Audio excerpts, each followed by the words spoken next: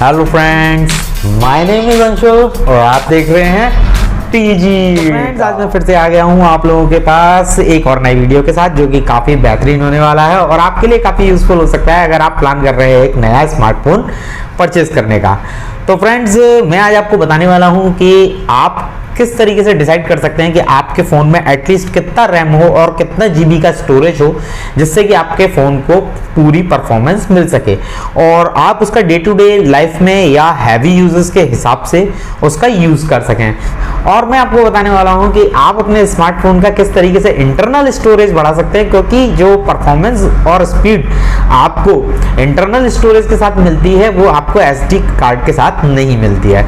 तो समय न बर्बाद करते हुए वीडियो स्टार्ट करते हैं। तो फ्रेंड्स, जैसा कि मैंने आपको बोला कि मैं आपको बताने वाला हूं कि हमारे स्मार्टफोन में कितना जीबी आपको रैम होना चाहिए और या कितना जीबी आपका इंटरनल स्टोरेज होना चाहिए। तो ये क्वेश्चन का काफ़ी कॉम्प्लिकेटेड आंसर है। अगर ये क्वेश्चन मुझसे आज से 4 साल पहले किया जाता तो मेरा आंसर शायद होता कि 1.5 GB से 2 GB रैम काफ़ी सफिशिएंट रैम है अपने स्मार्टफोन के लिए। और इंटरनल स्टोरेज की बात करें तो 32 GB is the maximum storage and sufficient storage जो कि हमारे स्मार्टफोन में होनी चाहिए। पर आज अगर आप मुझसे 2021 में यही सेम क्वेश्चन करेंगे कि हमारे फ़ोन में एटलीस्ट कितनी रैम होनी चाहिए, तो मेरा जवाब होगा एटलीस्ट 6 GB रैम और maximum 8 GB RAM. Internal storage की बात करें तो इंटरनल स्टोरेज होनी चाहिए हमारे फ़ोन में कम से कम 64 GB, 64 GB। और ये आंसर इसलिए चेंज हो जाता है समय के हिसाब से, क्योंकि जिस हिसाब से हमारे स्मार्टफोन्स अपग्रेड होते जा रहे हैं, हमारे स्मार्टफोन्स के कैमरास अपग्रेड होते जा रहे हैं, जिस हाई रिजोल्यूशन के पिक्चर्स आप अपने स्मार्टफोन से कैप्चर करते हैं, उनका जो साइज होता है वो काफ़ी ज़्यादा बड़ा हो गया है।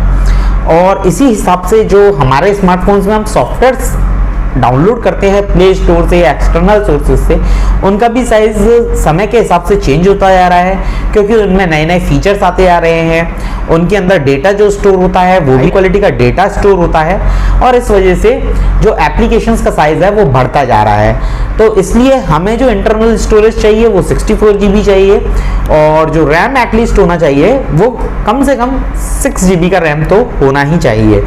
तो अब मैं बात करता हूँ कि आखिर रैम और इंटरनल स्टोरेज में फ़र्क क्या है। ये मैं आपको एक बहुत ही आसान से एग्जाम्पल के साथ समझाने वाला हूँ।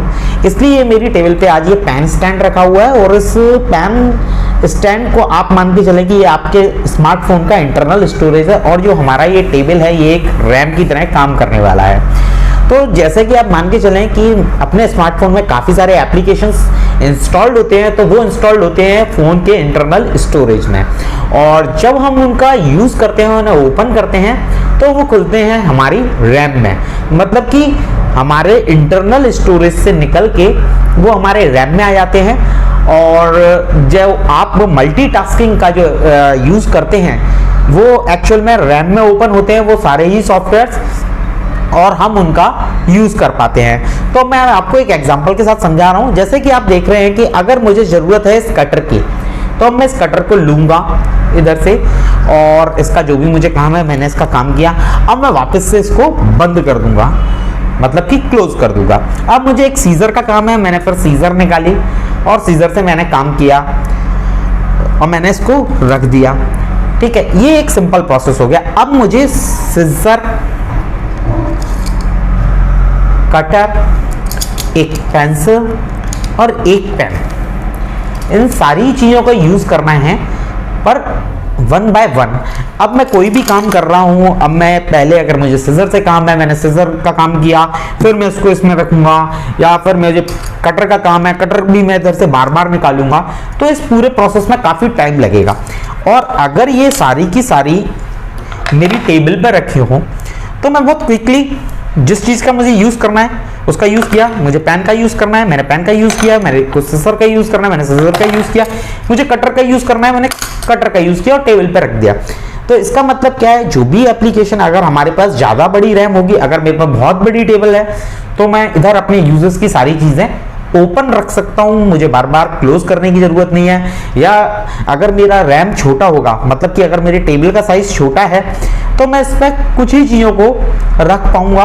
अदरवाइज अगर मुझे किसी दूसरी चीज़ का यूज़ करना है या मुझे बहुत सारी चीज़ों का यूज़ करना है, तो पहले मुझे ये टेबल पे मेरी पुरानी रखी हुई चीज़ें उनको हटाना पड़ेगा, फिर मैं और चीज़ें इस पर रख सकता हूँ। तो कहने का मेरा मतलब ये है कि जितना ज़्यादा रैम होगा उतने ही ज़्यादा सॉफ्टवेयर हम ओपन करके बैकग्राउंड में रख सकते हैं। और अगर रैम छोटी होगी तो हम मल्टीटास्किंग उतनी अच्छी तरीके से नहीं कर पाएंगे। तो फर्स्ट ऑफ ऑल मेरा मानना यह है कि आपके फ़ोन में रैम जितनी ज़्यादा होगी उतना बेस्ट है।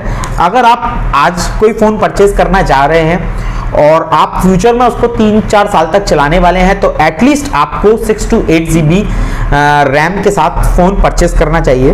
और एटलीस्ट 64 GB भी आजकल कम पड़ जाती है। जैसे आपके फ़ोटो हम लोग शॉट करते हैं अपने 64 मेगापिक्सल या 108 मेगापिक्सल वाले फ़ोन से, 108 मेगापिक्सल से जो पिक्चर्स कैप्चर किए जाते हैं उनका साइज़ 27 MB और 32 MB तक चला जाता है। तो आप सोच सकते हैं कि आपको कितने स्टोरेज की ज़रूरत पड़ने वाली है।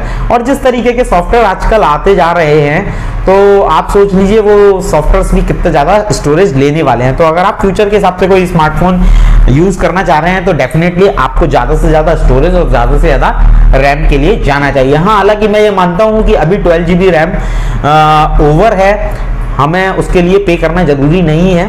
पर हाँ, हो सकता है कि फ्यूचर में आपको 12 GB क्या 16 GB भी कम लगने लगे रैम। जैसे कि अभी मैंने एक सॉफ्टवेयर जिसका कि मैं आगे चल के वीडियो भी बनाने वाला हूँ, बहुत ही अच्छा ऐप है, तो उसके साथ जो डेटा स्टोरेज होगा वो काफ़ी ज़्यादा होगा समय के हिसाब से, क्योंकि उसके अंदर डेटा स्टोरेज का काम है। तो डे बाय डे स्टोरेज बढ़ेगी, तो हो सकता है आपको इसी तरीके के काफ़ी सारे सॉफ्टवेयर अब स्मार्टफोन पे चलाने को मिलें और आने वाले समय में लैपटॉप या डेस्कटॉप का यूज़ ही ख़त्म हो जाए। अब मैं आपको बता रहा हूँ कि ये जो मेमोरी कार्ड का मैं यूज़ करके किसी भी स्मार्टफोन का इंटरनल स्टोरेज बढ़ा सकता हूँ जो कि एंड्रॉयड पे चल रहे हैं। और इसके लिए अब आपको ये ज़रूरी नहीं है कि आप बहुत ज़्यादा पैसे कंपनीज को दें, या आपने एक पुराने ज़माने में कोई स्मार्टफोन परचेज किया हुआ है और अब आपको ऐसा लग रहा है कि उसकी इंटरनल स्टोरेज कम पड़ रही है आपको, तो ये जो तरीका मैं बताने वाला हूँ इसके थ्रू आप अपना फ़ोन का इंटरनल स्टोरेज बढ़ा सकते हैं। क्योंकि अगर मैं इसको SSD कार्ड की तरह यूज़ करूँगा, तो SSD कार्ड में क्या होता है कि आप अपने फोटोज़, वीडियोज़, ये सब डेटा तो आप, या कोई डाउनलोडेड डेटा है उसको तो आप इसमें स्टोर कर सकते हो, पर आप इसमें एप्लीकेशन स्टोर नहीं कर सकते हैं। और अगर आप कभी भी एप्लीकेशन स्टोर करेंगे तो वो आपके इंटरनल स्टोरेज में होती है, और अगर आप उन्हें किसी सॉफ्टवेयर के थ्रू कन्वर्ट करके SD कार्ड में डाल भी देते हैं तो अभी काफ़ी सारे प्रॉब्लम आते हैं, फ़ोन की वो परफॉर्मेंस आपको नहीं मिल पाती है जो मिलना चाहिए। तो इसके लिए क्या तरीका है ये आप ज़रूर देख लें, ये मैं आपको बता रहा हूँ। तो ये मेरे हाथ में एक पुराने ज़माने का स्मार्टफोन है लेनोवो का K4 नोट। मैंने इसमें एक 2 GB का मेमोरी कार्ड डाला हुआ है और उसको मैं कन्वर्ट करने वाला हूँ इसके इंटरनल स्टोरेज में। तो मैं अभी फ़ोन के सेटिंग्स में चला गया हूँ। फ़ोन के सेटिंग्स में जाने के बाद ये मैंने इसका स्टोरेज ऑप्शन ढूंढना है, मैंने स्टोरेज ऑप्शन खोल लिया है। तो अभी जो मेरा मेमोरी कार्ड है वो एक SSD कार्ड की तरह काम कर रहा है, और अब मैं इस पर क्लिक करके इसको फॉर्मेट एज इंटरनल कर लूँगा। तो फॉर्मेट जैसे ही मैं इसको फॉर्मेट एज इंटरनल करूँगा तो ये मेरे इंटरनल स्टोरेज में कन्वर्ट हो जाएगा।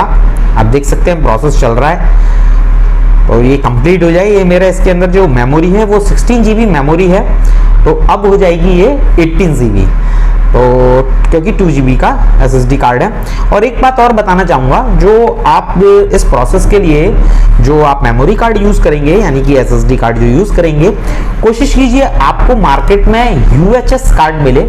आप नॉर्मल कार्ड मत डालिएगा, उसकी राइटिंग और रीडिंग स्पीड कम होती है। जो UHS कार्ड होते हैं वो काफ़ी ज़्यादा स्पीड में डेटा रीड एंड राइट करते हैं। एक्चुअल में मैं ढूंढने गया था UHS 3 कार्ड, पर मुझे मार्केट में नहीं मिला है, और मैं लेके आया हूँ एक UHS 1 कार्ड, जिसका कि रीडिंग स्पीड जो है वो 100 MB पर सेकंड है और जो राइटिंग स्पीड है वो 20 MB पर सेकंड है।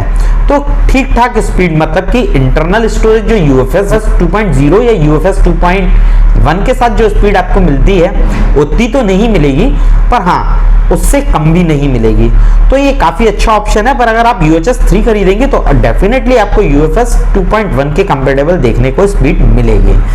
तो अभी ये प्रोसेस चल रहा है, ये कंप्लीट हो जाएगा। तो अब ये मेरा मेमोरी कार्ड जो इसमें लगा हुआ है दिखा रहा है SD कार्ड की तरह, पर ये अब काम करेगा इंटरनल मेमोरी की तरह। तो ये एक अच्छा ऑप्शन है कि जिसके थ्रू आप अपना इंटरनल स्टोरेज बढ़ा सकते हैं। ये फीचर हमें एंड्रॉइड के अंदर देखने को मिला था जब हमारा मार्शमैलो लॉन्च हुआ था, यानी कि एंड्रॉइड 6.0। तो अभी तक काफ़ी सारे लोगों को इसकी जानकारी नहीं है, तो मुझे लगा कि शेयर कर देना चाहिए, जो कि आपके काम में आ सकती है। तो इस तरीके से आप अपने ओल्डर डिवाइस के इंटरनल स्टोरेज को बढ़ा सकते हैं और आपको किसी भी प्रकार की परफॉर्मेंस में कोई दिक्कत नहीं मिलेगी। आपको मेरे द्वारा दी गई इंफॉर्मेशन कैसी लगी है ये मुझे आप कमेंट के माध्यम से बता सकते हैं। So thank you friends for watching my video and have a nice day.